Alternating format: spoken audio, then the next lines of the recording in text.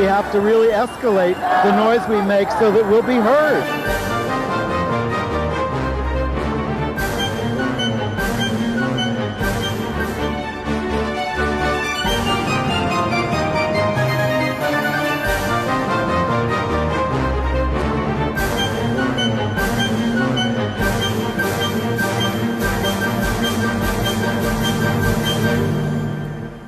Welcome to Gay USA. I'm Andy Hum. I'm Ann Northrup. And commemorations of the 50th anniversary of the Stonewall Rebellion are in full swing, and everybody is getting into the act. And we do mean everybody. But the Republican Senate, the U.S. Senate, is celebrating by moving the nomination of a virulently anti-LGBT judge. Where have you heard that before? Now, the U.S. Supreme Court this past week punted on the Oregon cake case, but it inadvertently opened the door on the fight against the ban on transgender troops. We will explain. Remember those days when we did nothing but explain court cases to you and go through all the various federal circuits? This will not be that complicated, but we do need to sort it out a little. And there is a flurry of activity, good and bad, as state legislative sessions come to a close. 2 more murders of transgender women of color, an outrage that even the American Medical Association is calling an alarming epidemic. And the 49 victims of the Pulse massacre are remembered in Orlando 3 years later, but not by the President of the United States, who opened his campaign for re-election 10 minutes from the site. You've heard of StoryCorps, tell your stories. They want your story about being LGBT before Stonewall. Our guest will tell you how you can contribute to the History Project right from your own home. So that'll be at the end of the show, but first, the news. Let's go to Stonewall Place now, to the corner of Christopher and Gay streets. The names of those streets have changed. They have put up a signpost with the name of, like, everybody. In our constellation, in rainbow colors down there at Christopher and Gay. I can't fully see the monitor from here, but I read it before, so let's see if I can recreate it. Lesbian, gay, bisexual, trans, intersex, asexual, two-spirit, pansexual, directors moving the monitor closer. That's I think fine. I got most of them. Enjoy. Yes. Non-binary, that's the other one. Yeah, I mean, it wasn't named Gay originally for us. It just happened to be there. It was a person named Gay. Yeah, John Gay or something like that. Yeah, so... The historians will get me. Oh, and we should mention that in New York City, 6 places have been named gay historic sites. The Landmark Preservation Commission designated 6 spots, including former homes of James Baldwin and Audre Lorde. On Staten Island. Yes, and well, there was quite a lesbian community on Staten Island. I'm not sure how many are still Austin. there. Yeah, well, more recently than that. And the Gay Activist Alliance Firehouse has been named a landmark, and the LGBT Community Center has been named a landmark. The Cafe Chino, where a lot of the gay playwrights got their starts, and lesbians, and the Women's Liberation Center at over there on West 20th Street in Chelsea. All right. So that's happened. And rainbow flags are flying from state houses and city halls all across the country. For a lot of them, it's a first. The state of California has its first rainbow flag flying in Sacramento on the state capitol. And I think in New York, the first rainbow flag on the state capitol in Albany. And we may have mentioned this, but Sioux Falls, South Dakota had their first Pride Parade. Yeah. And what else? Oh, and then there's Joe Biden, who made a surprise visit with Jill. I didn't see Jill. I only Jill saw was there Joe. with a beer, not Joe, to the Stonewall bar. This is his, it's Pride Month. He gave his little, story about talking to his father about gay people when he was a kid and all that kind of stuff. And there he is at the Stonewall bar, Joe Biden. But perhaps of more interest, Taylor Swift showed up at the Stonewall bar and gave an impromptu concert in the second floor performance area doing one of her big hits, Shake It Off. And Jessie Tyler Ferguson was there. But she has a new record out with a song called, I think it's the old Sylvia Rivera phrase, Yes. You all better calm down. You mean Marsha P. Johnson, don't pay it no mind? No, it's Sylvia. Sylvia at Okay. I think at the 73 rally, where she said, you all better calm down. Okay. And I don't know, none of the writings about it have referenced Sylvia, but I think that's what it is. But it's a very LGBT song with a lot of LGBT celebrities and everything, so there's a debate about whether this is exploitive, too late, sincere, whatever. Google it if you want to see it. Everybody's going to the Stonewall. First it was Madonna, then it was Taylor Swift, and then it's Joe Biden. God knows who'll show up there next. Who will show up next? I think they should be outside in the streets. Well, I where think the we rebellion should be was. outside in the streets buttonholing them all to do various things as they Yes. go in and out. If you see a politician, always ask them to do something.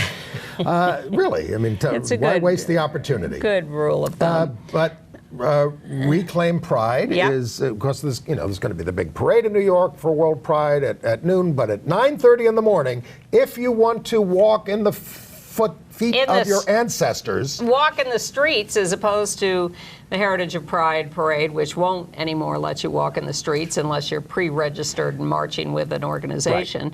You can't just go off the sidewalk and into the streets. So the Queer Liberation March is happening Sunday, June 30th, stepping off from Sheridan Square by the Stonewall Inn at 9:30 a.m. If that's too early for you, join us along the way, particularly at Bryant Park, where we're telling people to gather by 11 a.m. There will be festivities in the park as people are gathering, and then the march will come by, pause, and pick everyone up there, and continue up 6th Avenue into And you Central can meet Park. us there. In person.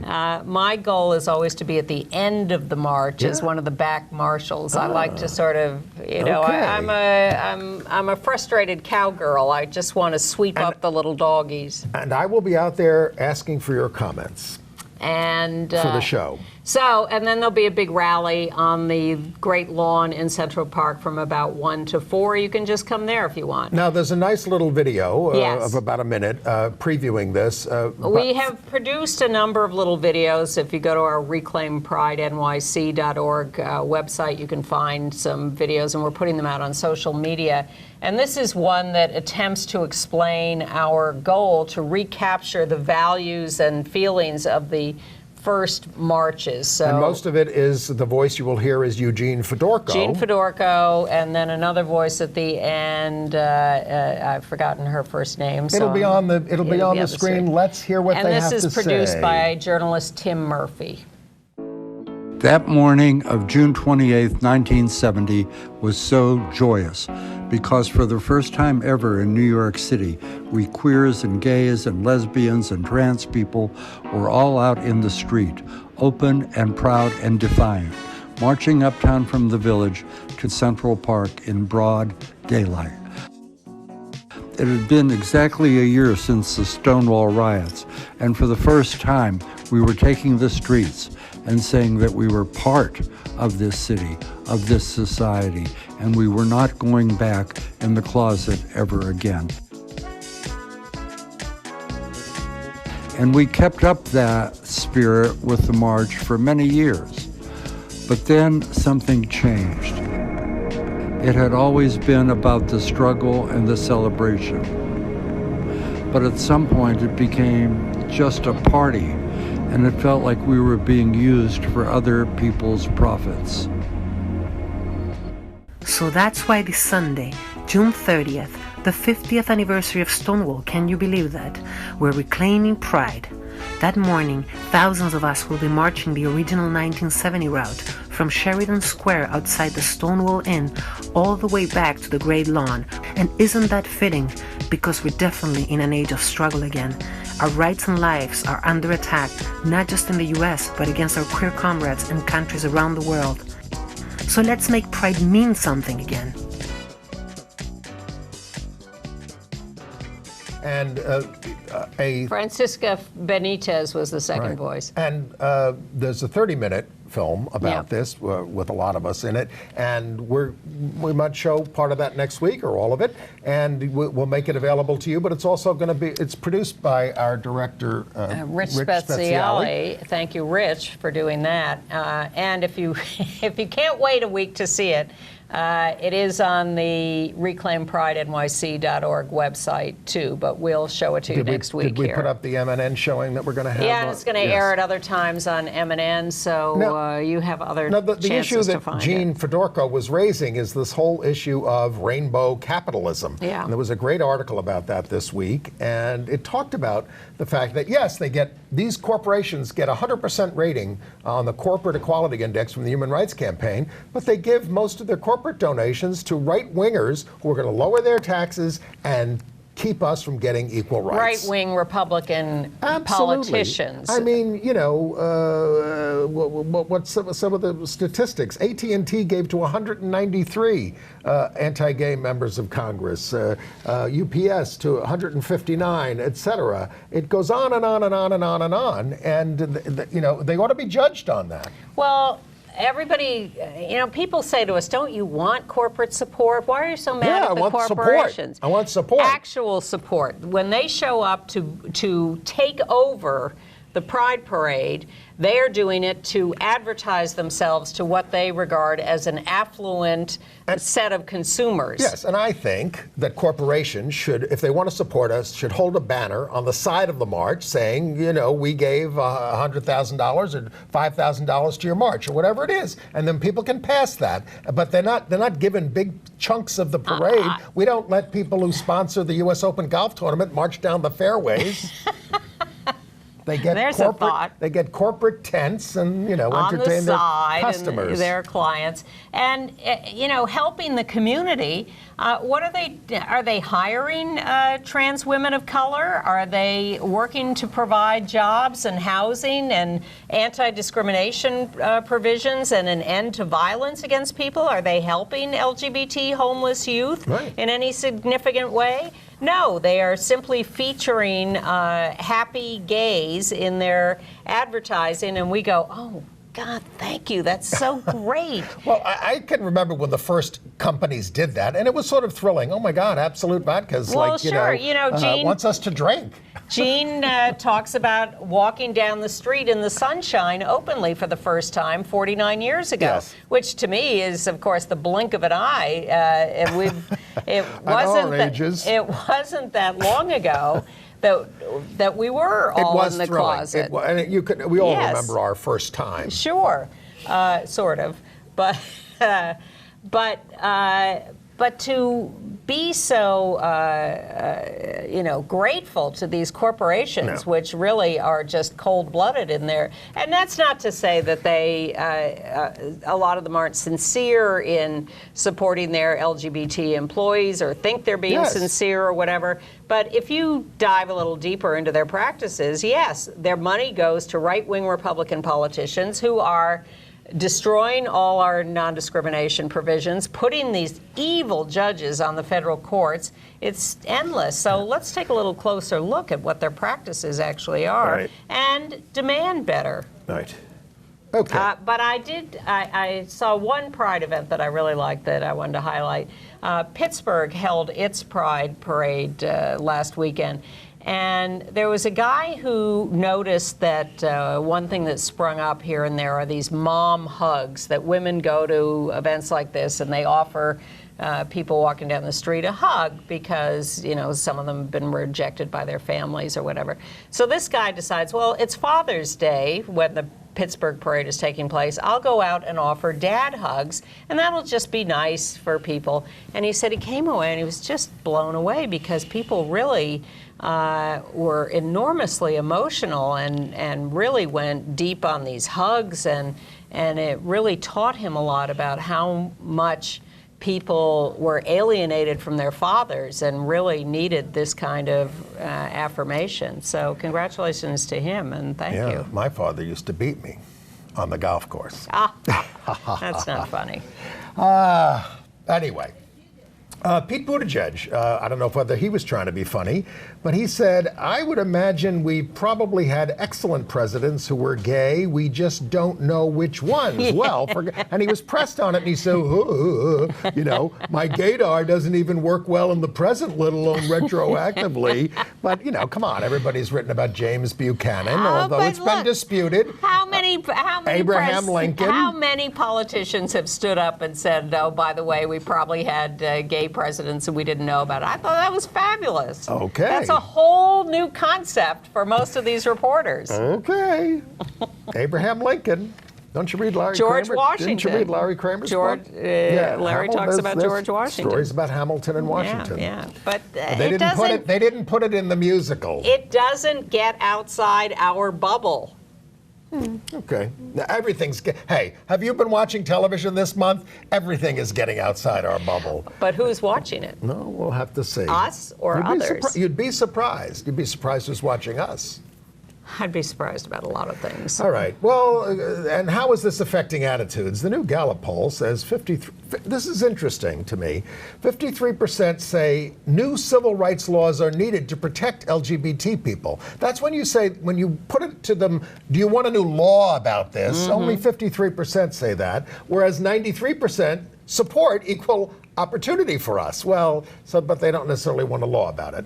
63% now say same-sex relations are acceptable. 83% says homosexuality should be legal. Well, that's going to be up to the Supreme Court. I can't even listen to these polls, let alone. Well, I just think that's interesting, because we act like everybody supports us, but when it comes right down to it, do they want to pass these new laws? No, they elected Donald Trump. Get real. Well, let's talk about him then, shall we? Well, speaking of evil anti-LGBT judges put on the federal courts, the current nominee we're looking at is Matthew Kacsmaryk, nominated to a federal court in Texas. So anti-LGBT that even Maine Republican Susan Collins finally came out against him. Yes, but evidently that's not going to be enough to defeat him. Well, how bad is he? He calls trans people delusional, says our movement is typified by lawlessness, called for a long war against non-discrimination protections for LGBT people, and openly hostile to Roe v. Wade. And he's the deputy counsel of the First Liberty Institute. The debate was ended on his nomination 52-44. Strong support from the Texas senators, obviously. Yeah, and Senate Democrats were saying you had to hold this vote during Pride Month. You know? Exactly. Yeah, the White House, very supportive of Pride Month. Also, they have named Tony Perkins, our old friend, as head of the U.S. Commission on International Religious Freedom. This is a leading anti-gay campaigner. Please, impeach now. Now, of course, Pence would have only done it sooner. All right. And we didn't mention that the Victory Fund, which endorses and supports LGBTQ candidates around the country, is going to endorse Pete Buttigieg for president, actually maybe by the time you see this on Friday, I guess. Right. And that will be their first presidential endorsement. And I thought, really, how could they have not endorsed any presidential candidate? But they do endorse LGBTQ candidates, so we haven't had one like this James before. Buchanan and Abraham Lincoln were not out. And they predated the Victory Fund. Oh, all right. Also, well, should we go through some of these legal yes, we rulings? Should. All right. So the big one was the fact that the case of an Oregon baker who wouldn't bake a wedding cake. This is Sweet Cakes by Melissa. Yeah. Wouldn't bake a wedding cake for a gay couple. They lost. It was been sitting at the Supreme Court for a while, and they fudged it. They said, we're sending it back, and we want you to rehear this in light of our masterpiece a cake shop decision. Which had nothing to do with the fundamental issues, because in the Colorado case, as we try to keep explaining to people, but people outside the bubble don't get it, the masterpiece decision was not about saying that a baker had the right to refuse a wedding cake to a same-sex couple. It was about the court ducking that issue and instead said, well, as it worked its way up, it was in front of the Colorado Civil Rights Commission, and one of those commissioners said nasty things about religion, so that's inappropriate, so we're not going to rule for the couple. But it's hard to know what happened behind the scenes. People think John Roberts worked out this compromise, but the court is much more disposed now to go all the way. Which way? Against us, I think, at this point. I don't know. With people like Gorsuch and Kavanaugh well, on the court. they're succeeding in still stalling this, because what they did with the Oregon case is say, go back to where you started in Oregon and look at this in light of the Masterpiece case. But all that means is you have to go back and make sure there weren't any prejudicial statements along the way that would throw a monkey wrench into this. But they can still, the case can still get up there, back to the Supreme Court, and they can kill us. And the Masterpiece case is still at the Supreme Court because they have not decided yet whether these bakers are a public accommodation that are required to adhere to state laws. This is about state laws against discrimination. And the interesting thing is that of course the court, even people like Clarence Thomas, believe in state sovereignty, which is why until their ox is gored. Which is why in the double jeopardy case, where they said if you're convicted of a federal crime or tried on a federal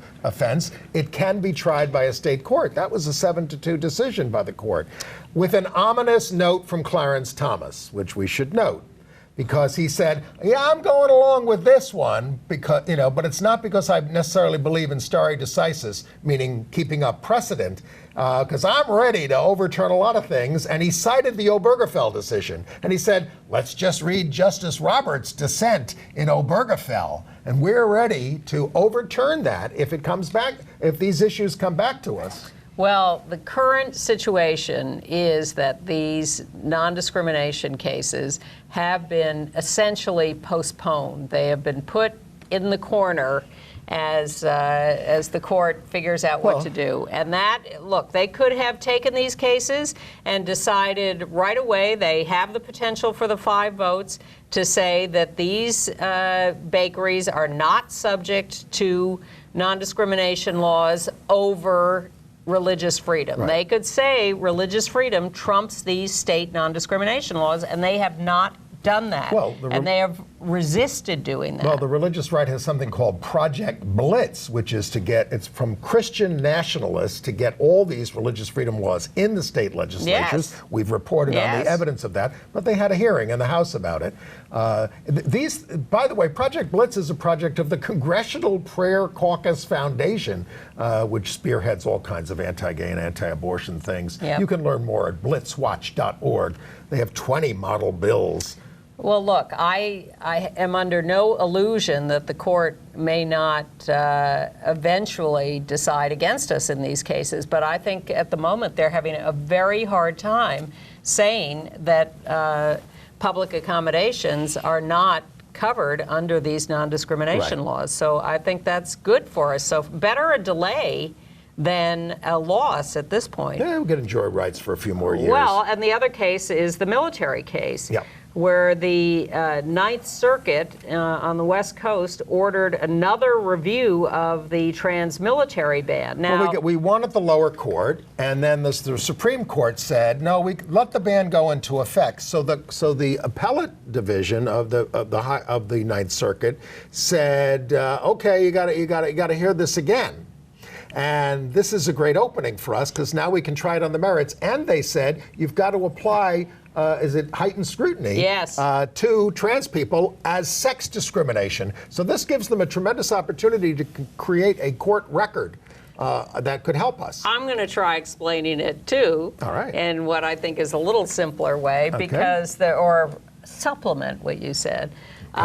We had 4 cases on trans people serving in the military that were going up through the system in different circuits around the country.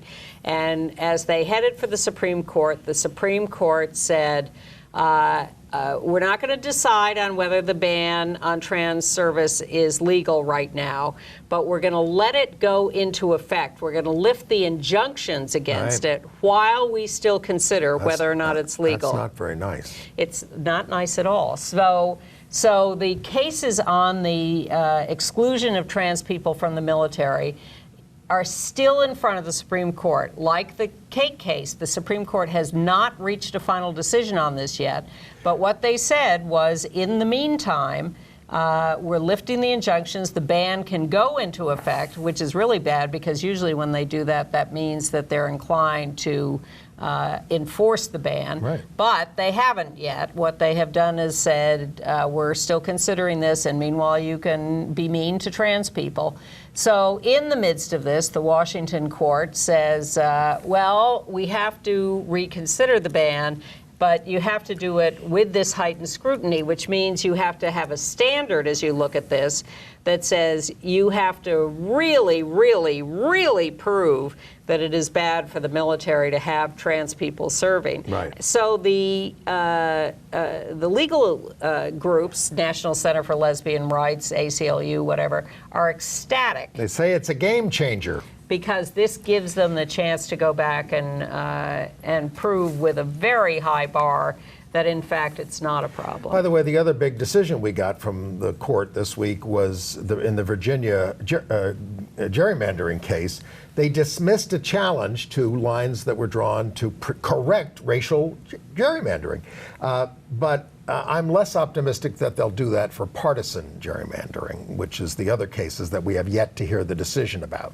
Oh, well, They what said- kind of they said that- gerrymandering was this? This was racial. This was Virginia in a lower court decision, saying these are racially discriminatory lines, and the Republicans challenged that, and the court said no, racial discrimination. I mean, and even what's his name, Clarence Thomas was with us, but on the partisan ones, which are a bigger problem. Anyway, okay. All right. And the U.S. House passed an amendment to defund the trans troop ban. Yeah, but that won't go anywhere. All right, but they passed it, and this is a good reason for everybody to focus on the Congress and on the Senate in the next election. We're going to have a lot of good bills that have come out of the House lined up for the Senate if we ever get it back. And good news from Puerto Rico, where the governor had proposed a religious freedom bill, a religious liberty, and Ricky Martin blasted him and said, "NG, governor," and the governor went, oh, "Okay, Never mind. I'll withdraw it." Never mind. Yeah. Bye. In bad news, Governor Abbott of Texas signed the Protect Chick-fil-A bill, prohibiting government retaliation based on religious connections. Of course, this is from the Republican Party that defends the Muslim ban. Yeah. Now, we have a number of very sad stories about more murders or deaths of black trans women around the country, and it's just the death toll is climbing, and it is shocking that this is not given more attention and prominence. And it was good to see the American Medical Association declare this essentially to be an epidemic that needs to be addressed. All right. So, first of all, Zoe Spears. Let's see. Zoe Spears, I think, is in Maryland. Yes. Yep. Fairmount Heights, Maryland. There's Zoe, 23 years old, shot to death, just a couple of blocks away from where her friend, Ashanti Carmen, was also killed just a few months ago, I think. Another black trans woman. And so as these murders pile up here in Dallas, Detroit, I think, one starts to wonder whether there is something more going on here than just a case at a time. Well, we told you about the murder of Malaysia Booker in Dallas, one of 3 recently, and they arrested a guy named Kendall Lyles, and they are looking for a link to the murders of Letitia Grant and Chanel Lindsay, who were the other 2 that happened. They're seeing if there is any link in these things. Yeah. Well, they're also investigating the death still in New York of Jaylene Polanco Extravaganza, a black trans woman who died while in custody at Rikers Island Jail here in New York City. She was in jail for a number of sort of minor crimes, missing former court appearances, couldn't make the $500 bail to get out, and the story of the corrections department is she was found dead in her cell. We are all waiting to find out what the actual cause of death was, what the actual circumstances were, because none of that has been talked about publicly. I went to her wake in the Bronx this week, and it's just heart-wrenching. There are dozens of family and friends there, everybody just torn up about her death. And there weren't any protests. There weren't any, people rejecting her. It was a really loving gathering of people. It would be great, first of all, if we reform the bail system and reform Rikers, but also to get resources to these folks in these situations. Yes. Our community groups put the bail up, et cetera. Well, there are efforts to do a bail fund, but they need more legal help, more bail fund availability, but really better living conditions, jobs, housing, all of that make it possible, more possible for them to survive. Speaking of violence, in Albuquerque, they arrested a MAGA biker for trashing the Rainbow Crosswalk there with burnouts. But there's another death of a black transgender woman in Portland, Oregon, T.D. Gully, 31 years old. Picture, and it's her on the right when we get the picture up there. Okay. Yeah. Found dead of hanging. And there's some question about whether it was a suicide or whether it was a murder. There, on the right. That's her with her mother. Clearly a loving relationship, and everybody, again, just devastated by the death of T.D. Gully. There's something going on out there, and it needs to be addressed more directly. A couple of stories on conversion therapy. In New Jersey, a judge ordered the conversion therapy provider shut down, the Jewish Institute for Global Awareness. And in California, the Attorney General there is asking to shut down Riverview Christian Academy for abuse of students, including LGBT students, denying them medical care, putting restrictions on their communication with their parents. I guess that should get us into the Nicholas Sparks story. No, I got another death of a trans woman. The woman, Joanna Medina Leon, who died in ICE, just having gotten out of ICE custody in Texas or Arizona, somewhere around there. The family is now suing because of Joanna's treatment by ICE. She's the second known trans woman to die in or near, I guess, ICE custody. And there's clearly a lot of neglect at best going on for everyone in custody situations. And so the family is suing in hopes of provoking more of an investigation and more accountability. And a lot of this hatred is stirred up by religious groups and in some cases in schools. And that's why Nicholas Sparks, the romance writer, is in the news, because he founded a Christian academy, Epiphany School, down in North Carolina. And the former headmaster and CEO is suing over a pattern of racism, homophobia, and harassment. Sparks did not want the school to be welcoming and inclusive. Now, all this got out because his emails were reprinted. Exactly. And he's apologized, but...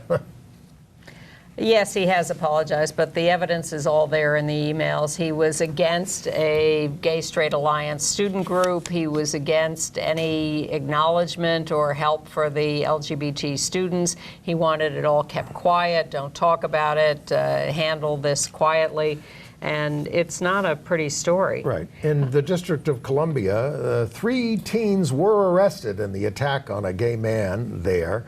The arrestees were Marcus Britt, 19, and 2 juveniles. They assaulted the boyfriend of Carl Craven, his boyfriend, who was not being identified, though they put pictures up, was beaten about the face, but they made arrests. And here's someone who's not apologizing, Reverend Grayson Fritz in Knoxville, Tennessee. LGBT people are freaks, worthy of death. And he goes on and on about this. A sheriff. Well, this is the moment after he quits his job as a detective in the sheriff's office in Well, now Knoxville. they want all those cases reviewed anytime he arrested anybody or yes, anything. because that happened here in New York with a guy in Brooklyn in the DA's office, and they went back and looked at all his cases, which were illegitimate. And in Hackensack, New Jersey, there's a Board of Ed trustee, Francis Copelia, who got extremely vocal about the new law in New Jersey that requires schools to teach LGBTQ history, and that just set her off. She said... They don't want to hear about James Buchanan and George Washington and Abraham Lincoln. She's advising people to violate the law. She calls it disgusting and shocking. She's a Board of Ed trustee. Please. And she ended up sort of apologizing, not really. But she's on the warpath against teaching our history at the schools. Don't you remember the rainbow curriculum controversy? Of course I do. Yeah. Well, that was in New York. Yes. All right. A lot longer time ago. It has been 3 years since the Pulse massacre, and down there in Orlando, where the president spoke this week and didn't opened his campaign and didn't even make any mention of it. He was in Orlando 10 minutes from the Pulse. But at the memorial service, 1,500 turned out, and a rainbow appeared in the sky during the ceremony. You're gonna guess you've got that picture.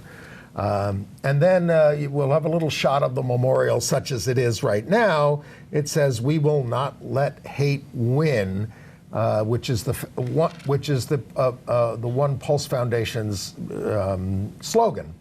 Now, I'm very, I see these slogans and I think, really? Yeah, we will not let hate win. It's a little phony bravado. Now, of course, Governor DeSantis had a proclamation for the day and didn't mention LGBT people, and he blamed a staffer for not putting it in. Even Rick Scott included it when he was governor. Barely. So now it's been reissued. The state of Florida will not tolerate hatred towards the LGBT and Hispanic communities. We will stand boldly with the Orlando and Central Florida community against terrorism and hate, except we won't support a statewide LGBT rights law. That wasn't written down there, but that's the truth. We will not let hate win. And of course, our president... And he did an executive order that excluded us as well. And our president this week was in Orlando announcing his re-election campaign, 2 minutes from Pulse? And 10. No mention at all. Now, but GAG, Gays Against Guns, held a vigil here in New York with the human being display that they created after the original massacre 3 years ago, where they have people dressed in white, 49 people at events, and silently parading with pictures and descriptions of the people who were killed. And it's always very moving to see them. Back in Orlando, the One Pulse Foundation wants to build a formal memorial by 2022 and a museum. Some of the parents and survivors are questioning the plan and what are they doing with all their money. And there was a dust-up even at the memorial service. Local lawmakers are proposing $10 million from the hotel tax in Orlando to fund the museum, and the state legislature even put up $500,000. All right. Let's hopscotch some news so we have time for our guest at the end. Costa Mesa, California, they put up a rainbow flag for the first time at their fairgrounds. It was stolen and then replaced. All right. In Minnesota, J.C. Cooper, a trans woman, has filed a human rights complaint because USA Powerlifting has now barred all trans women from competing. JC met the standards for trans women that had been laid out in terms of, testosterone levels or taking hormones or whatever. But then they just said, no, nobody can compete, no trans women.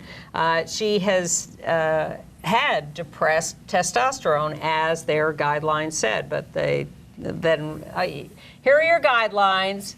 You meet the guidelines. We're taking the rug right out from under you. Yeah. In Hollywood, California, movie producer director Bryan Singer has paid the alleged rape victim who accused him of rape Cesar Sanchez Guzman, $150,000. Guzman was 17 when the alleged attack occurred, but there are a lot of other allegations against Singer that are not settled yet. Brandon Straka is suing the LGBT center here for $20 million because they canceled his scheduled appearance. He's kind of a right-wing guy. He says they discriminated against him. And the Denver Zoo is showing off its gay male flamingo couple. Okay. International news. Yes. We buried one of the headlines. Ecuador's Constitutional Court voted for marriage equality last week. There's the plaintiffs, Pamela Troya and Gabriela Correa. And this is a country that has us in the Constitution already, but they're finally doing, but in the Constitution they also define marriage as a man and a woman. That's changed now. And since we're in Ecuador, let's go to Guatemala nearby, where Aldo Davila is the first out LGBT member of Congress. Congratulations. Yes. And then we will hopscotch over to Italy, where a female Navy couple had a civil union ceremony, and they look so cute. I just had to put them in there, even though it's... They met in the Navy 4 years ago. And the picture went viral because it's so charming. And the rings were carried by their bulldog. And they have a lot of bulldogs. It's a civil union, but some people refer to it as a marriage. Well, it's confusing. She says, we've never had any problems in the Navy. I have problems with my father, she said. But he's coming around. Bermuda is going to have its first Pride Parade August 31st. Back in Italy, Franco Zeffirelli died, the gay director of opera and movies, Romeo and Juliet. And, he was a communist during the war fighting the fascists, and then he became a very conservative legislature, totally anti-abortion, because he said, somebody told my mother to have an abortion with me, and they didn't. And that was his reason. He was 96. Very self-involved, Franco. Yes. So Bermuda will have its first Pride Parade on August 31st. You remember they have this huge debate about marriage legalization, which is still going on to some extent. And in the country of Georgia, the Tbilisi Pride Parade is scheduled, first one. It's now receiving huge threats from the right-wingers. The government has asked them to cancel it, but they're going ahead. And in the UK, Captain Hannah Graff, the highest-ranking trans woman in the Army, was awarded an MBE at Buckingham Palace. And she's in charge of, transgender issues for the Army. All right. AIDS news? Well, Broadway Cares had their Broadway Bears benefit. They raised a record $2 million over 2 performances, had a travel theme. We can't show you the video here. We're going to put it in our email. It's marked not safe for work because there's some nudity there, but we will link to it in our email. Yeah. All right. And Democrats are, a lot of more Democrats are calling for an end to the ban on gay blood, a lot of the presidential candidates. Oh, nice. Yeah. Okay. All right. Entertainment news. I went to a screening of the movie Before Stonewall. It's opening this weekend here in New York at the Quad. Yes. John Scagliotti. Executive produced, but directed by Greta Schiller, who was there at the screening with her wife, who edited it.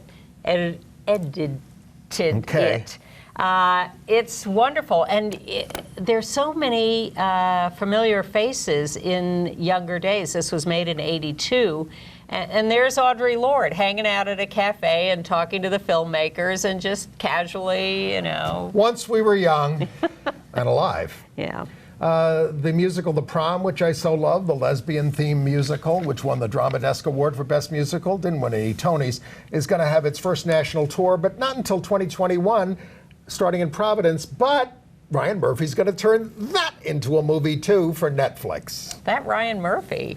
And My Little Pony, the TV show, is going to feature same-sex couple. The show is about accepting people and friendship. Ponies? Same-sex ponies? People and ponies. Oh, okay. Okay. I was your traditional lesbian horse lover as a child. Yes, my friend, what was it? No, Black Beauty. Oh, please. The Misty of Chincoteague, the Black Stallion series, the Island Stallion series. There are just an endless number of horse stories. But we'll do other stories of earlier life with our guest. And joining us is radio veteran Dave Isay, who has been doing that for 30 years, and a project you probably heard of if you listen to NPR, StoryCorps, which captures the stories over the years of African Americans, Latinos, teachers, veterans, people who wanted to remember 9/11 victims. And now, David, you are doing a project called Out Loud. Why don't you tell us what that is? Sure. And thank you guys so much for having me on. I really appreciate it. We're interested. Yeah, so just rewinding a little bit, StoryCorps, it's a real simple idea. We've been around for 16 years. You come with a loved one to one of our booths and you record an interview about your life with the help of a facilitator. And people think of it as it's a 40-minute session. If I had 40 minutes left to live, what would I say to this person who means so much to me? You guys know from doing interviews that, the microphone gives you the license to talk about serious stuff, right? It's no mandate. Joke. If I had 40 minutes left, what would I say? Yeah, I know. Well, that's what, it's serious. Life is serious business, right? Sometimes. Yeah. So, and at the end of the 40 minutes, you get a copy and another goes to the Library of Congress. And we've had about 500,000 people participate. Wow. So it's the largest collection of human voices ever gathered. Wow. And essentially what we're doing is collecting the wisdom of humanity. And it's very much about honoring the stories of everyday people, the poetry and grace and beauty that's kind of hiding in plain sight all around us if we just take the time to listen, as you guys well know. But you're not doing oral histories. You're not doing a whole life. It's 40 minutes. So, I mean, it meets the strict definition of oral history. Okay. Because it's someone who knows what the story of their person, and we're recording it. But it is totally citizen generated. It's you talking to someone you care about. And it's more, I think people talk about what's really important in their lives, and they choose what they want to talk about. And when you do an interview, the facilitator who's with you, when you do what we call a signature interview in one of our booths, will always say, ask that question you've always wanted to ask, because you have the permission to talk about important things, right? We also, a few years ago, created an app that makes it possible to record StoryCorps stories anytime, any place, and with one tap, upload it to the Library of Congress. So, we are doing a special project that we want to get you and your audience involved in honor of Stonewall 50, where we are asking the country to pick up our app and honor an LGBTQ elder with an interview so that we can capture the stories of what it was like to live before Stonewall. I heard you mention John Scagliotti in the last segment. Oh, yes. Yeah. What was it like to live before Stonewall?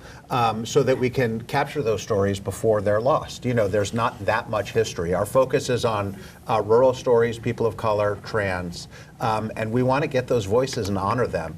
And to us, it's kind of a really meaningful way to celebrate the 50th anniversary of Stonewall. So let's roll back a little bit about how this came about, because we knew your dad, Dick Isay, a famous psychiatrist who helped rid his profession of the scourge of treating us as an illness, and he was on the board of the Hetrick Martin Institute where we worked. He came out to you when you were how old? I was 22. And he was? 52. Yeah. We won't hold you to that. I know. So after my dad... Did we run the picture there of the two of them? Yeah, we should put it up. After my dad... there they are. When my dad... it took me completely by surprise when my dad came out. And I actually, despite all the many signs...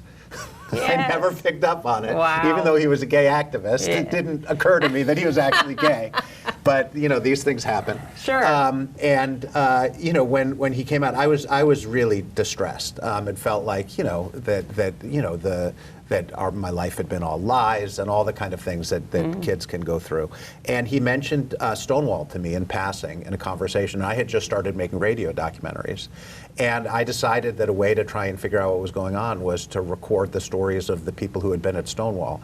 So I did a documentary 30 years ago called Remembering Stonewall, where I got to know everybody. Sylvia Rivera became one of my very close friends, and the whole gang. And I met some of the most incredible, courageous people I'd ever met in my life, and did this documentary, which I dedicated to my dad. And that was the beginning of kind of us reforming our relationship that lasted until he died on the anniversary of Stonewall 8 years ago. And you eulogized him at his funeral. I did. So he was a pioneer. He was a great man. And I had just speaking of the importance of doing these interviews, I had done an interview with him at StoryCorps early on in StoryCorps. I didn't really think about it that much. And then, he died very suddenly. He was diagnosed with cancer he was working on diagnosed on a Friday, and he was dead by the next Tuesday. He had been working up until that Friday. And then that night I listened to the interview with my dad. And I'm an old dad, I have young kids, and I realized this was the only way they were going to get to know this person who was such a huge, figure in my life. And I thought StoryCorps couldn't mean any more to me than it did, but at that moment, the rubber really hit the road. Wow. So it's really important that we sit and we take the time now and we don't wait and we interview the people who are important with us, because it's an incredible way of telling them that you love them. So the key thing here, and again, to repeat it for our viewers, yes. They can do this from their homes, and if they go to the website, which is storycorps.org/outloud, they can get the whole kit on how to do it. And it's very easy. And what we're going to ask you to do is to pledge. And pledge how many people you're going to interview, get organizations involved. We want thousands of people to be interviewed by the end of the year. Again, it's just, I think, a really appropriate way to celebrate the 50th anniversary of Stonewall. Now, it's very quiet. The din of all the loud stuff happening, but quiet is important. Right. Well, what do you do with these interviews once you... So they all go to the Library of Congress. Yeah. So people in the future they'll be around forever, so people can understand this history of what life was like. And we also, we have broadcasts on NPR. We edit the stories. Right. You guys have run an animation or two, and you're welcome to run any animation. So we create these little poems out of interviews, some interviews of kind of who we are as human beings that hopefully will last forever, and just remind us, of the power of stories all around us. We will link in our email, if you are on our email list, to two of the animations of stories that you've told, one of which we've run on the show before. But let's define the population that you're seeking here. Again, you say people who were around before Stonewall. I mean, I was around, but I was like 15. That's okay. We're focusing on... But you want to hear about our experiences in the 60s. Yeah. Or 50s. Or 40s. Yes, exactly. So what it was like growing up wherever you were. And, we're not going to be... Anybody can participate. The focus is on elders. I'm an elder. We're all elders at this point. Very elders. Yes. But yeah, no, and it can be you interviewing someone who is important in your life, a mentor. I was just, there's a story which I'll also send to you guys that we broadcast a week ago about, it was an 80-year-old guy who was remembering someone who was his mentor, and he used to hang out in Bryant Park, who was also 80, and told him about what it was like being gay in the 1880s in New York, So, find someone who you want to say thank you to, and just ask them, what was it like being gay when you were growing up? What were some of the hardest moments? What were some of the most joyful moments? Who did you come out to? What was the reaction of people? This is important stuff. I want to know if there's any score settling in any of these. It's interesting, because when StoryCorps started, I was worried that we'd have people killing each other in the booth, like Jerry Springer moments. And one of the many miracles of StoryCorps is 500,000 participants in. Nothing has, and this, I know this stretches like credulity. It's hard to believe. Nothing bad has ever happened. Wow. And I think people are aware that they're speaking for history. That. Yeah, well, we'll see. we're gonna see what your audience can do for us. We know some angry people. Yeah. Now, people are angry, but they don't do abusive things. And people talk about painful things that have happened to them, but they're not being cruel to other people when they're participating in these interviews. Now, the people who participate, can they be anonymous? They can.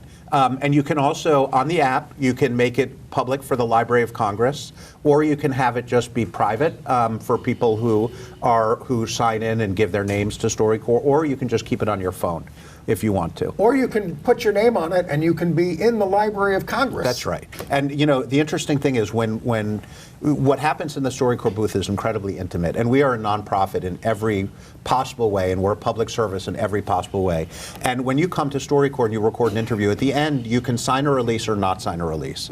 This is in the signature interviews, and it's true of the app interviews as well. And if you don't sign a release, you've had this experience and you can put it in a safe place, and we're thrilled. And I thought we'd have a compliance rate of 70%, because what happens of signing the release, because what happens is so incredibly intimate, as you know from hearing some of these. And the releases have been signed by 99.9% of participants. Everybody wants. Why do you think that is? Because people want to know that they mattered and they Yes. won't be forgotten. It's very important to people to have this record, and to know that their time on Earth won't, mattered. Right, and they haven't gotten around to writing their books. That's right. That's right. And That's this right. is an easy 40 way to minutes, do it. yeah. Yeah. Does the Remembering Stonewall product still exist, and what is Sure. it? So I did. So interestingly enough, I'm flying to LA tomorrow with my son. I'm not going to tell this story because it's a little controversial in all of its. But basically, sorry, I'll tell you off the air. We created this documentary 30 years ago, and YouTube bought the rights to the documentary and created an absolutely beautiful film version of it that is premiering tomorrow night in Los Angeles, and will be released by YouTube on June 28th. So what do people have to Wait, write? I want to hear the rest of this. So it's actually called Stonewall Out Loud also, and it is the documentary. It's Lance Bass and all these amazing people. Actually, they brought younger people in to lip sync the voices on this radio documentary and did it in.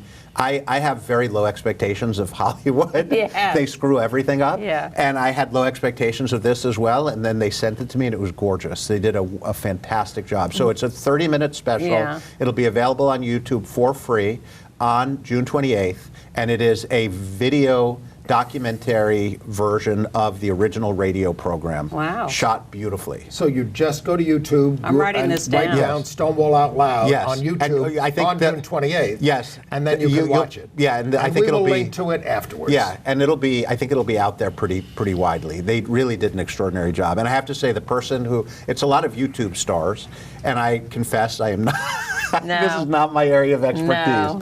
But the person who played Sylvia Rivera who lip synced is extraordinary, just extraordinary. It's hard to imagine anyone playing Sylvia. I know, but she nailed it, just nailed it. Oh, that's so, great. Well, we knew Sylvia. Yeah. Yeah, okay. Well, I think this is a treasure trove, and I only worry that we are producing so much content that no one will ever get through it. Yeah, but the thing about this is that this is in the world today where there's so much content that's created that's just disposable, and this stuff lasts forever. So even if it's 100 years from now or 200 years from now or 500 years from now when people go back to it, it will be gone back to. And because of the nature of the way we've set this up, these conversations are always important, right? So they're very rich and deep. And I have no doubt at all that they will be heard. And I hope you guys will participate as well. Haven't people heard enough of us? We want more. And down to Actually, you two should do an interview with each other.